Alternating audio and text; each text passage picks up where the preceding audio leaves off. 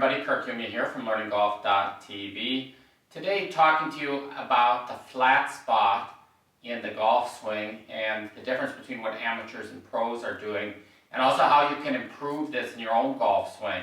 I think it's far easier to accomplish a better flat spot using my setup for impact golf swing, but I'm going to give you the basics of how to do it and a simple drill that you can do at home like I'm doing here over the winter months to improve your flat spot. Basically what it is, the flat spot when we're talking about is the approach of the golf club coming into impact. So if you look here, if this is my arm is the ground, basically the flat spot is the area where the club is traveling relatively flat along the ground.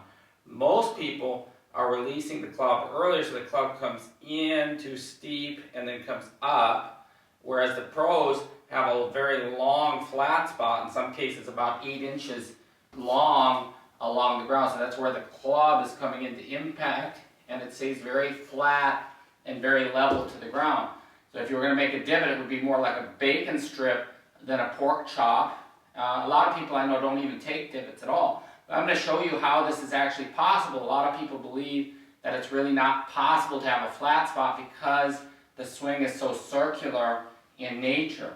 But actually, if you look at it, if you look at the way the top players deliver the golf club, you see that they all have the grip of the club leading the club head through impact, something like this on an iron shot from the ground. It looks like this, and at the same time, so if this handle stays at the same height at the top of the grip, what would happen is the club head would run into the ground and it would create a fairly deep divot. But if at the same time that the club is getting close to the ground, if the handle is being pulled up, so the handle's being pulled upward, you'll see that the club head will stay level. Now, this is very complicated to accomplish in conventional golf simply because of the setup has the club at an angle to the right arm it's set up. And so at impact, there's a lengthening that happens when the club straightens out with the trailing arm. So that too has to be compensated. So the amount that one has to pull up is very difficult to control. With my setup for impact golf swing, which is a single one-plane golf swing, you simply will see that because I'm set up on my impact plane like this, and that's where I'm going to make impact, all I need to do then is if this shoulder is rotating around my body, and it's actually, you'll see as I'm coming into impact here, it's moving upward. You can see as the club's releasing here, you see that the club will stay very low and very level to the ground. So the key is to have that rotation in this swing so that the club is very level through impact. So the advantages are clear that if my club is staying very level through impact, first there's going to be more energy transferred into the golf ball because it's a direct hit as opposed to a descending impact or an ascending impact. This is a direct hit, and this is what we're after. That's why the pros also hit the ball so far. And another reason, as the club and the grip is leading through impact, the club face has very little rotation. The golf club is staying pretty square to the path that it's swinging on through impact. As soon as the club is released through impact, you'll see it like this. Most people, when you look on video, you see this, and you'll see that also there's a lot of rotation in the club face there. I get a lot of videos to review through my members on my website, and most of the videos that I see have this action in the swing, whereas you see the pros are all like this. So you can see when we're coming through like this, the club stays level to the ground.